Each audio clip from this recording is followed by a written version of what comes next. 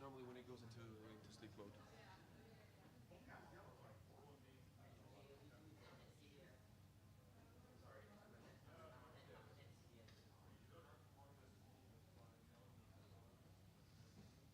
Okay. So what was I doing? Oh yeah. Okay. Okay.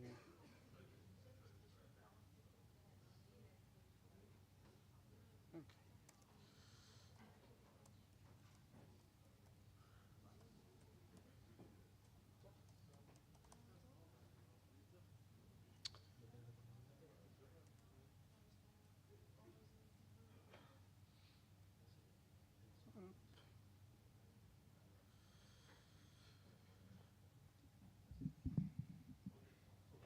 All right.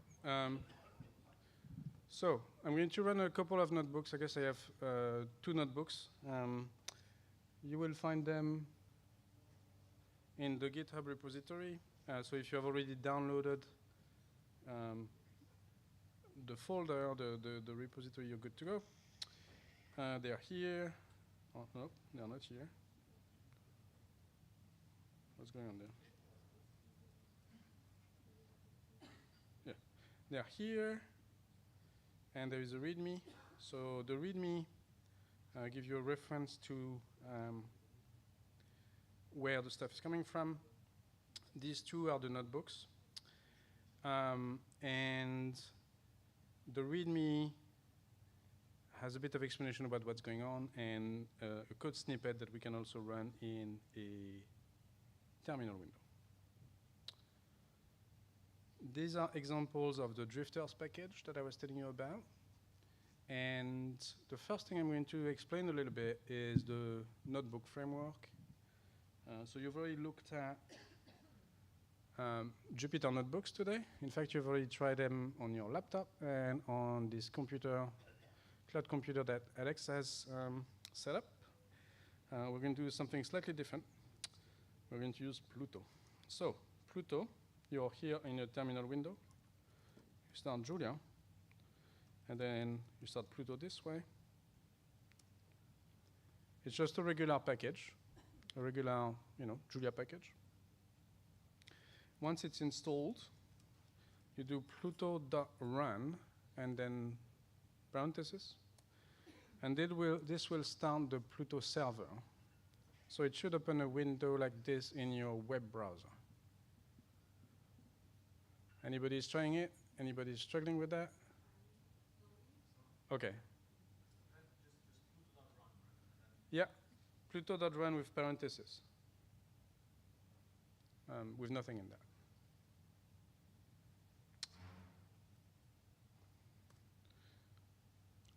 So we're going to start by creating a new notebook. Well, let me know when you are there or if you want me to wait before. Good? Yeah? All right.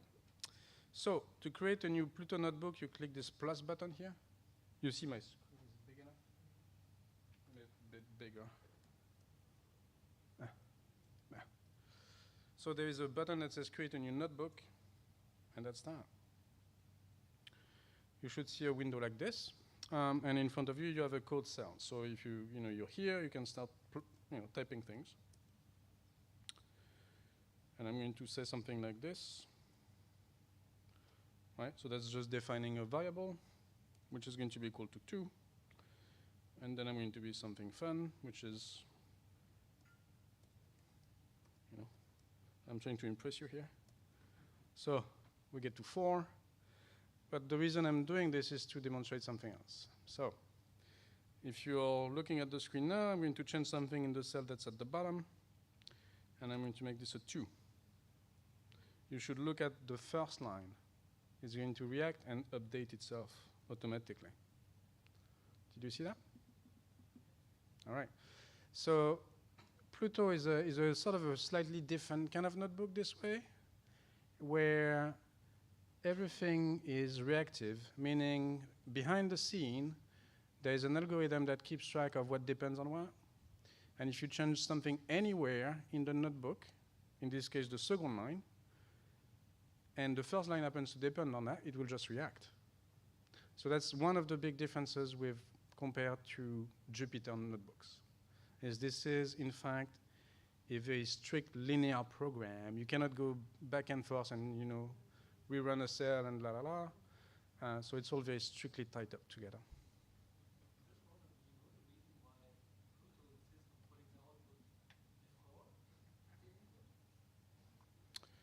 I'm not sure, no. But, you know, we can fix that.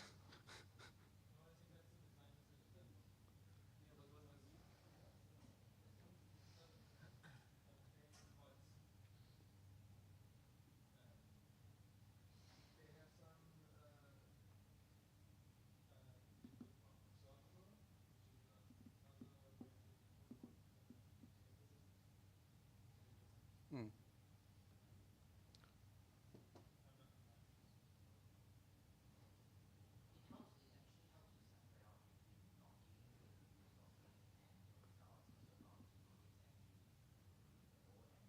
Yeah. I found it kind of nice that way, yeah. So you know, typically, often we close down the cell, so you don't actually see the code, right? So here maybe I want to know what's going on, and I'm going to open the cell, and then it pops up down underneath, as opposed to above, which would push the potentially the whole number down, right? I don't know. I've never really occurred to me, but yeah. So you can typically close the cells and hide them, which I believe you can do in Jupyter as well. And so just to hammer the point home. Okay, so that's the big difference number one between Pluto notebooks and Jupyter notebooks. Who knows what difference, big major difference number two is? Any takers on that? All right. Well, the big difference is, in my opinion, that it contains your environment. Meaning that if you start adding packages, they're all documented in the notebook, in the file itself. Which means you can then do something like this. Oops, well, something like this, where I'm going to go and find my notebook that I had earlier. Okay? So this is such a notebook. It's a more complicated one. That's the text version of the notebook without being rendered by the server. What you see is code, okay? And then, eventually, pretty soon, you have that. And so that tells you which packages are being used. This is too small, so I'm going to make it bigger. So in this particular notebook, we are using Kairomaki for plotting, the Drifters GL package for tracking particles, and Pluto UI, which is to build widgets and interact.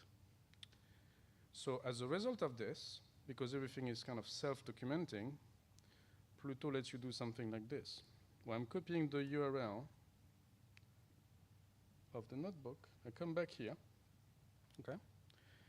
And we're going to look at a new one. Instead of creating a new one here, I'm going to paste the URL here and just hit open. By default, it's not going to run, so you have to tell it to run. But now what happens is the Pluto server realizes, and so just if you follow, because this is going to take a minute, try and do the same thing I just did. So you go here and you take this one that is called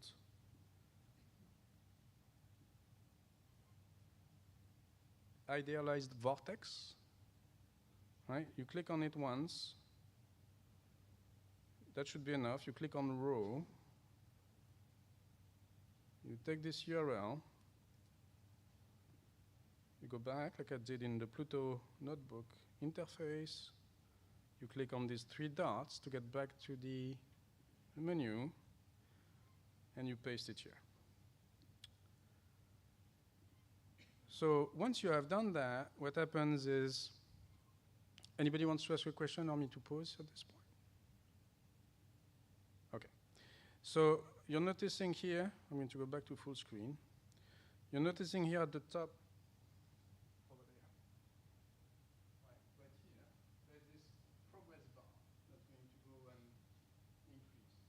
As long as that that's going on, you cannot really interact with the notebook. You have to wait for it to complete. And that is the reason, in fact, why it doesn't run by default, is because sometimes you have to wait a while.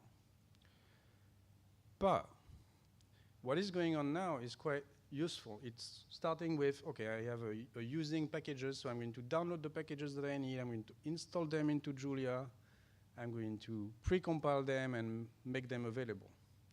So that's typically the first thing that happens, and this is what you're looking at here in this line. You see that there's this little thing that says rotating. So that is my packages being installed and getting compiled. So it's the same operation we were doing before, but except it happens automatically, because now Pluto understands that the calculation depends on those packages. Once this part is done, then the code will execute in the order that the dependency analysis tells it to. And by the end of this, we should see the end result, which would be a plot that will appear here in the bottom part.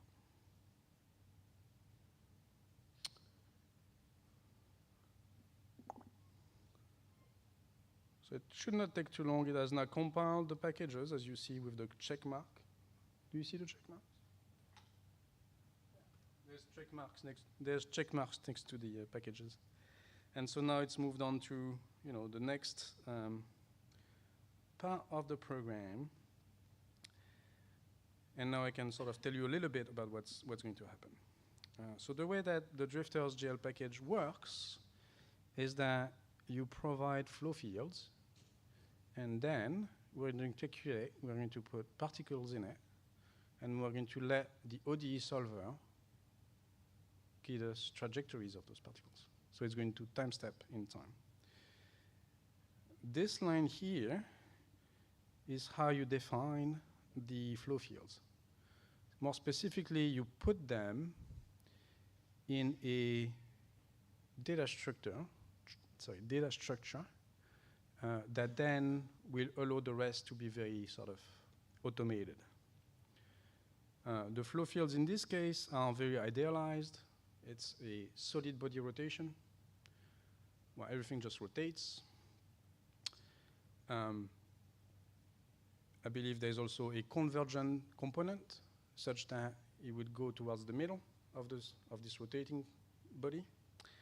And then there is a downward component, such that eventually you should see this. Oops.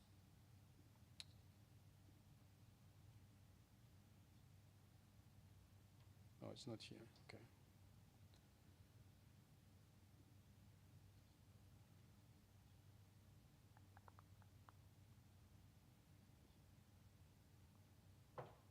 So again, example. This. It's going to look like that. This kind of, idealized vortex of sorts. Oops, sorry. Going back. Oh, it's still going. What's going on there? This is surprisingly slow. Maybe I have too many of those running.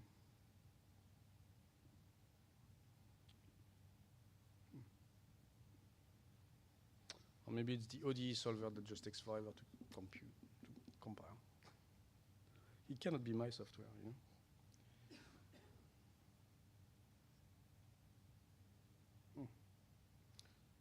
I thought it was going to be faster than that, though. Let me check something.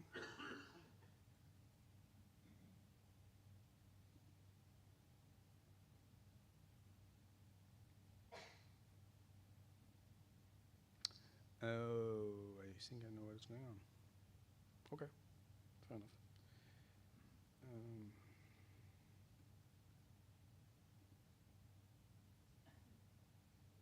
Okay, I understand what's going on my side. Has anybody gotten further than I am? You have? Okay, cool. Oh, there we go, finally. The reason it's slow on my laptop is I normally use 1.11. For the previous demo, I used 1.10. So all of those things, I and not having, so it had to recompile everything. Now it's completed. So, yay!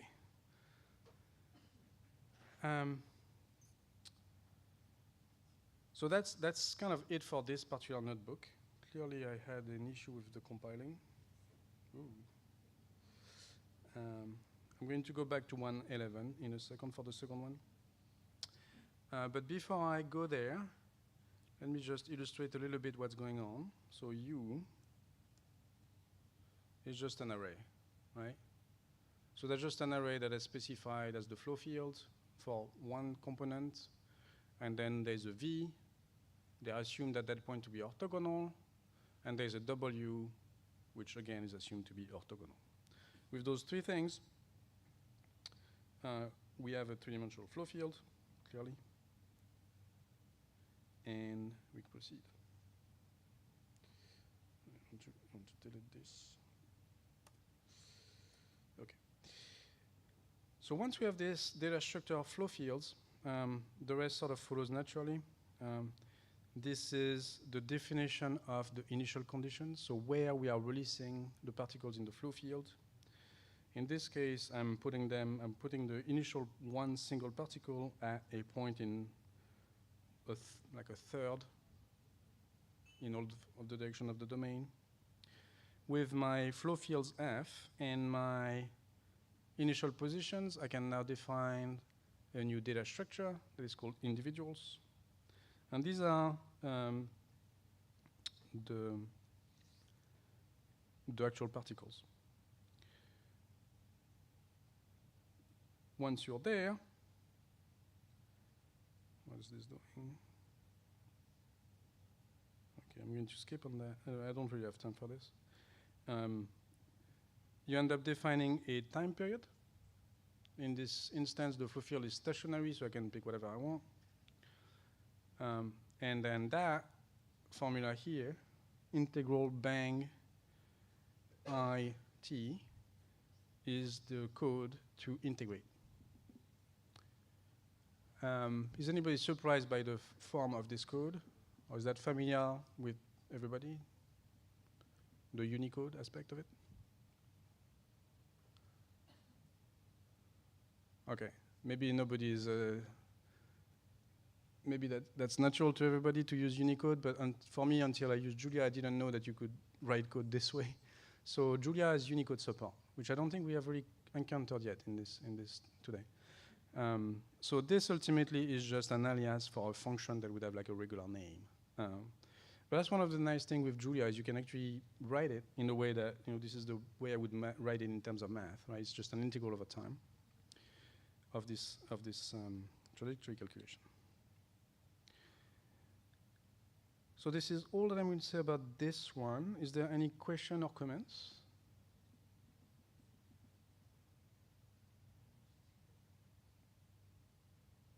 Anybody got this plot? You got the plot? Yeah, it worked?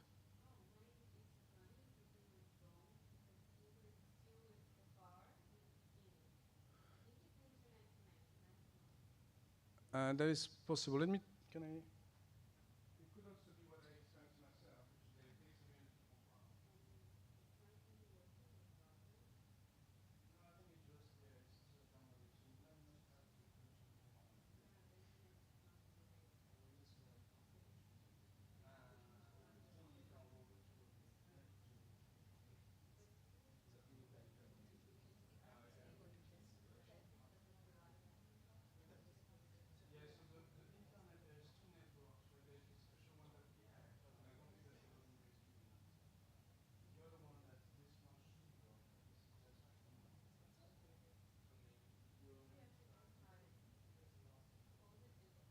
No, I think it's just, it's just downloaded. So you don't must have the connection to compile.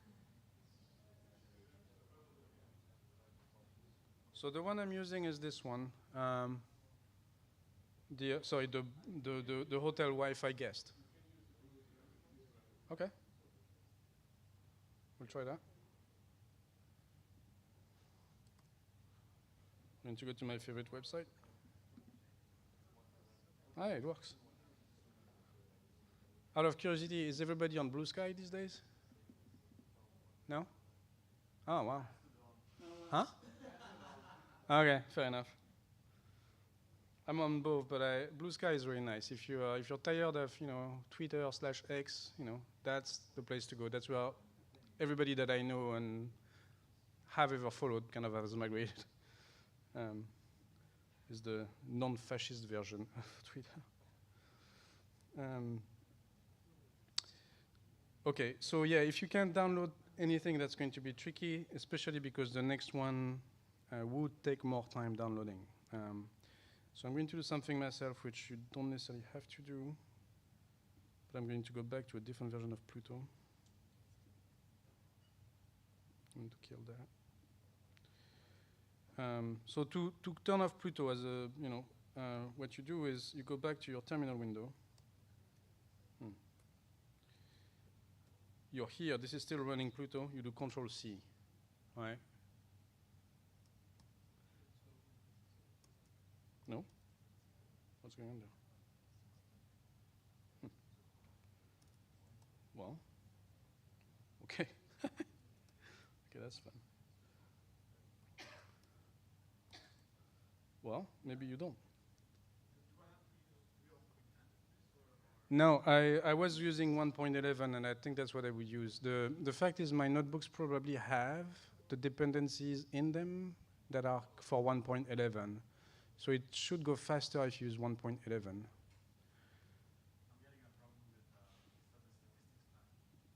You are? Oh. So I'm going to go back to this one.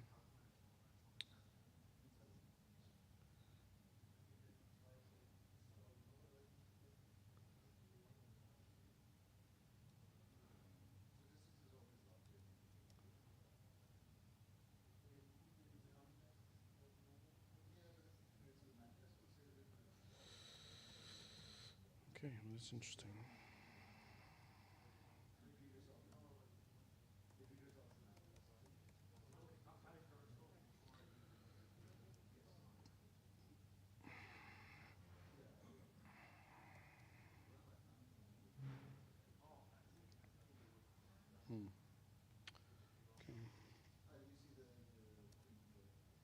Okay, I did something really bad to my laptop.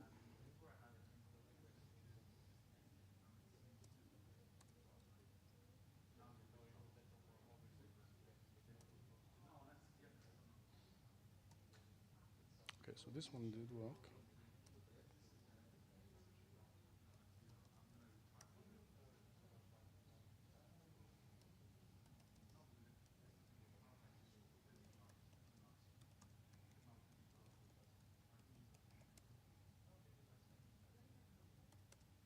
So I am fixing something here on my laptop. So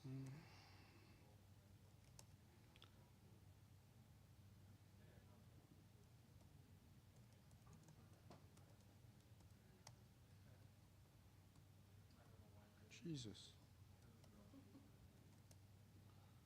Okay, I just had way too many.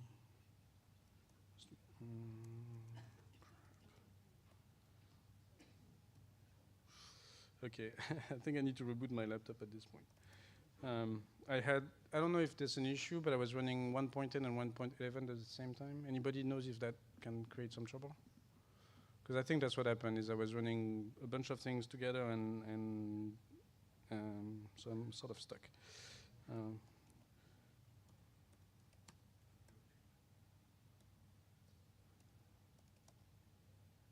Well, maybe that means that it's a good time to start. The other notebook that you will find there, I will just tell you what it is. And hopefully it will work fine with a reasonable amount of Wi-Fi. This one is going to do a simulation of the Gulf Stream, and you will be able to interact with it and change a couple things. So please give it a try. We can look at it tomorrow if somebody wants to do that. Yeah, maybe let's adjourn. Thank you. Sorry for the slight mess.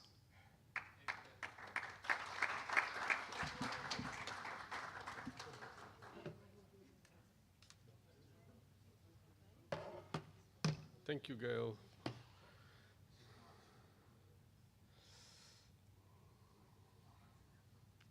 So this afternoon turned out a little bit messy because of the power cut. Then we didn't have time to do a lot of stuff. We had to rush a little bit, but it was a super interesting day. There was a lot of information.